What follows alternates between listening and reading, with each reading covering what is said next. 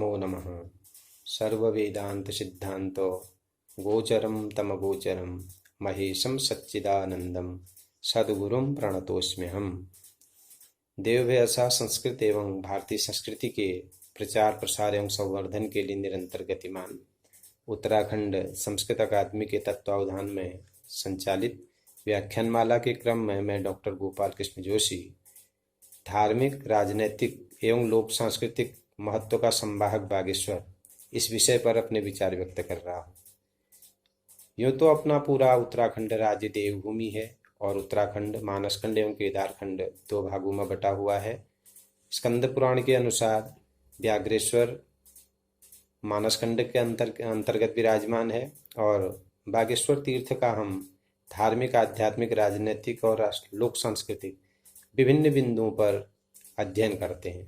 सर्वप्रथम इसके धार्मिक महत्व पर हम विचार करते हैं। स्कंद पुराण के वागीश महात्म्य के अनुसार भगवान शंकर के मन में विचार आया कि जिस प्रकार वरुणा और असी के मध्य में वाराणसी दिव्य काशीपुरी विराजमान है, उसी प्रकार के दिव्यपुरी का निर्माण हिमालय में भी किया जाए। तब भगवान शंकर ने अपने गण चंडीश को आदेश दिया कि हे चंडीश, तुम यथाशीघ्र पर्वतीय क्षेत्र में, हिमालय क्षेत्र में जाकर के दिव्यपुरी का निर्माण करो। भगवान शंकर के आदेशानुसार उसी समय आकाश मार्ग से चंडीशगण इस क्षेत्र में पहुंचते हैं और सरयू गोमती मध्य पुण्यो नीलगिरि स्मृतः, सरयू गोमती के संगम के मध्य में उन्होंने दिव्य नील पर्वत को देखा और नील पर्वत के तलहटी में सरयू गोमती के संगम पर अग्निकुंड और सूर्यकुंड के मध्य भगवान शंकर जी की इच्छा अनुसार एक दिव्यपुरी का निर्माण चंडीशगण के द्वारा किया जाता है।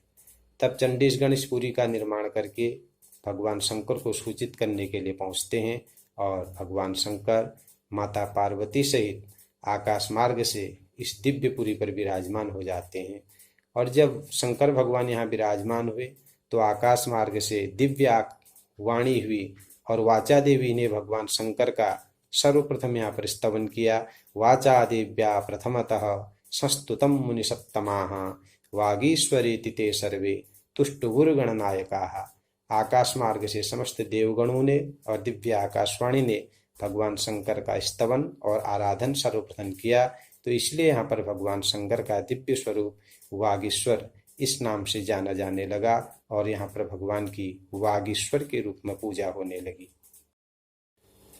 कालांतर में यही वागीश्वर व्याघ्रेश्वर के रूप में भी अभिव्यक्त हुआ। इसके पीछे भी एक दिव्य जन कल्याणकारी आख्यान जुड़ा हुआ है।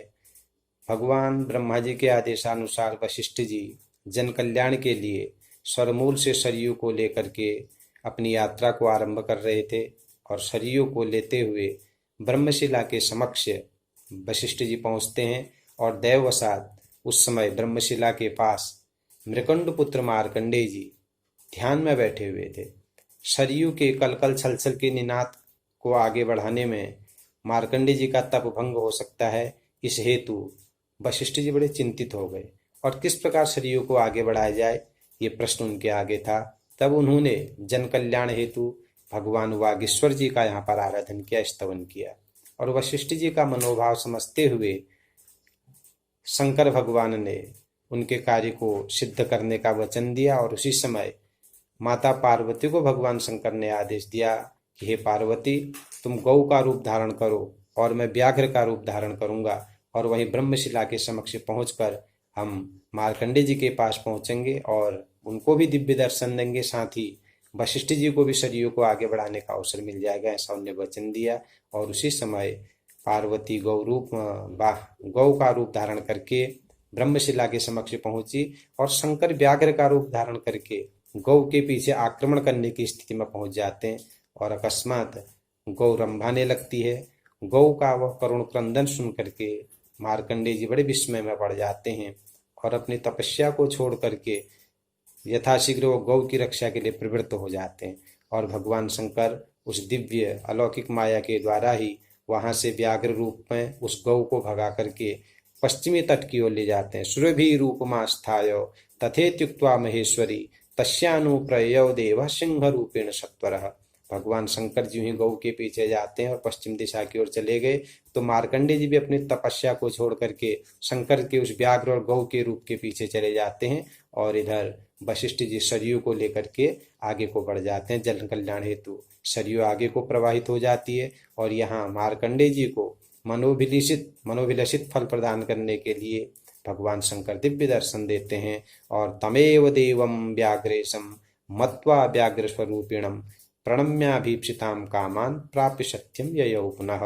मार्कंडे जी को भी भगवान शंकर ने यहाँ पर सगुण और साकार रूप में दर्शन दिया और इस हेतु भगवान शंकर यहाँ पर व्याघ्रेश के रूप में प्रतिष्ठित हुए और तब मार्कंडे जी ने उनसे कहा कि हे शंकर जी, आपने मुझे व्याघ्र रूप में दर्शन दिया है, इसलिए आज से इस पुण्य स्थल पर व्याघ्रेश के रूप में आपकी पूजा होगी। तो वही वागीश्वर पुनः व्याघ्रेश्वर के रूप में अब प्रतिष्ठित हुए और लोग जनता के द्वारा, भक्तों के द्वारा उनका पूजन व्याघ्रेश्वर के रूप में किया जाने लगा। तो इस प्रकार जन कल्याण हेतु सरयू का सतत प्रवाह, वह तपस्या त्याग करके मुनि के द्वारा गौ की रक्षा करना है परम धर्म को व्याख्यापित करता है। यही व्याघ्रेश्वर क्षेत्र का परम धार्मिक महत्व भी है और भगवान शंकर की इच्छा से इस पुरी का निर्माण हुआ और उन्होंने अपने गण से भी कहा था, विद्धि वाराणसीम दिव्याम उत्तरश्याम शिवप्रियाम। हे चंडीस, आज से यह दिव्य क्षेत्र उत्तर वाराणसी के नाम से जाना जाएगा।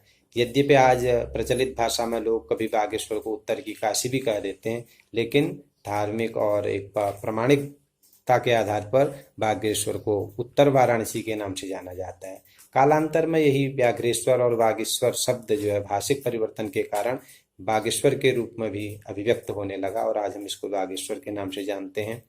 कहीं भी का धर्म और इतिहास एवं अध्यात्म की धाराएं राजनीति से भी प्रभावित रहती हैं। जब हमारा देश गुलाम था और अंग्रेजों के आगे हमें नतमस्तक होना पड़ रहा था, उस समय समग्र देश में स्वतंत्रता आंदोलन चले और 1921 ईस्वी में कुमाऊं के श्री बद्रीदत्त पांडे जी के नेतृत्व में मकर संक्रांति के पावन अवसर पर बागेश्वर में एक बहुत बड़ा राजनीतिक कार्यक्रम भी आयोजित हुआ, जहां मकर संक्रांति के पावन अवसर पर लोग सरयू के संगम में स्नान करने के लिए आते थे। उस समय जो एक बहुत कुत्सित प्रथा यहाँ की जनता को प्रताड़ित करने के लिए अंग्रेजों के द्वारा लागू की गई थी, जिसे कुली बेगार, कुली उतार या बर्दाश्त कहा जाता था, उस कुली बेगार का अंत करने का संकल्प लोगों ने सरयू के संगम पर लिया और स्वतंत्रता प्राप्ति के लिए हाथ में जल लेकर के लोगों ने संकल्प किया और बेगार नहीं देने का संकल्प लिया। यहाँ तक कि उस कालखंड में लोगों ने अंग्रेजी साम्राज्य के आगे कुली बेगार के सारे दस्तावेजों को सरयू में प्रवाहित कर दिया और तब से ही यह पर्व तीर्थ जो है धार्मिक तीर्थ के साथ साथ राजनीति और स्वतंत्रता संग्राम का तीर्थ भी माना जाने लगा। और ऐसा भी वर्णन आता है कि 1921 में जब ये कार्यक्रम यहाँ पर हुआ था, तो उस समय राष्ट्रपिता महात्मा गांधी ने भी बागेश्वर में इस दिव्य कुली बेगार आंदोलन को सुना और इससे गांधी जी भी बड़े प्रभावित हुए और स्वयं उन्होंने, गांधी जी ने कहा है कि यह क्रांति एक रक्तहीन क्रांति थी और इसका प्रभाव संपूर्ण था। तो यंग इंडिया में इस प्रकार का व्याख्यान गांधी जी ने उस समय दिया और इस आंदोलन से प्रभावित होकर के गांधी जी ने बागेश्वर में आने का संकल्प भी किया और 1929 में बागेश्वर में आकर के राष्ट्रपिता महात्मा गांधी जी ने जन भावनाओं का अभिनंदन भी किया। और आज भी मकर संक्रांति के अवसर पर बागेश्वर में धार्मिकता का तो महत्व ही, धार्मिक रूप में उस पर्व को तो मनाया ही जाता है। सरयू गोमती के संगम में विभिन्न राजनीतिक दलों के लोग अपने अपने मंच बना करके अपने राजनीतिक विचारधाराओं को और जन कल्याण की भावनाओं को आज भी अभिव्यक्त करते हैं। एक धार्मिक पर्व और मेले के बीच में इस प्रकार राजनीतिक मंचों का लगना बागेश्वर के अतिरिक्त और कहीं पर नहीं दिखाई देता है। तो इस प्रकार बागेश्वर एक राजनीतिक महत्व का तीर्थ भी बन जाता है।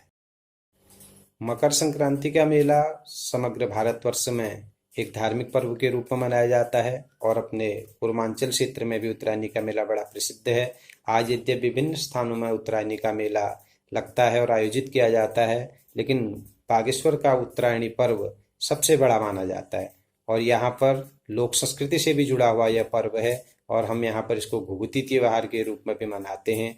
और कौवे को एक, जिसे हम स्वच्छक कह सकते हैं, समाज में सब गंदगी मचाते हैं, कौवे को लोग गलत दृष्टि भी से देखते हैं, लेकिन काग जो है एक स्वच्छक के रूप में हमारे प्रकृति का संरक्षण करता है। तो यहाँ पर कौवे को बुला करके प्रकृति के प्रति भी लोग अपना संदेश अभिव्यक्त करते हैं और सुंदर ढंग से विभूति त्योहार यहाँ पर मनाया जाता है। और इसके साथ ही विभिन्न क्षेत्रों से आकर लोग यहाँ पर अपने सांस्कृतिक कार्यक्रमों का भी प्रदर्शन करते हैं, जिससे कि हमारी लोक संस्कृति, हमारी सभ्यता, हमारी मान्यताएं आगे को पहुंचती है और हमारी संस्कृतियों का हस्तांतरण भी होता है। इस प्रकार उत्तरायणी के पावन अवसर पर बागेश्वर में एक दिव्य लोक सांस्कृतिक पर्व भी आयोजित किया जाता है। तो इस प्रकार हमारा बागेश्वर क्षेत्र लोक सांस्कृतिक महत्व के द्वारा भी राष्ट्र में अपनी भूमिका का निर्वहन करता है। संस्कृति और हमारी मूल भाषा संस्कृत, इसके साथ भी बागेश्वर का बड़ा गंभीर संबंध रहा है। जहाँ हम मौलिक और आधुनिक रूप से संस्कृत का अध्ययन करते हैं, वहीं पर परंपरागत संस्कृति के अध्ययन का क्षेत्र भी बागेश्वर रहा है। और इसीलिए वर्तमान में भी उत्तराखंड सरकार ने बागेश्वर में संस्कृत की स्थिति को देख करके कांडा क्षेत्र में भंतोला नाम के गांव को संस्कृत ग्राम के रूप में घोषित किया है। और वहां पर आज भी लोग विभिन्न कार्यक्रमों के माध्यम से अपने संस्कृत भाषा का प्रचार प्रसार कर रहे हैं और देश के विकास में, अपने राष्ट्र के विकास में सभी बागेश्वर की जनता संस्कृत की सेवा में भी लगी हुई है।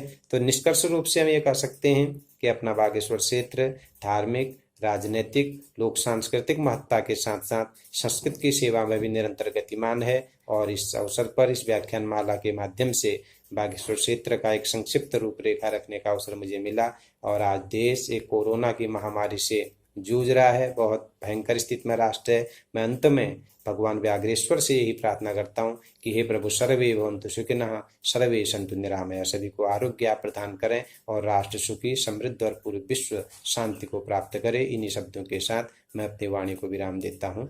धन्यवाद।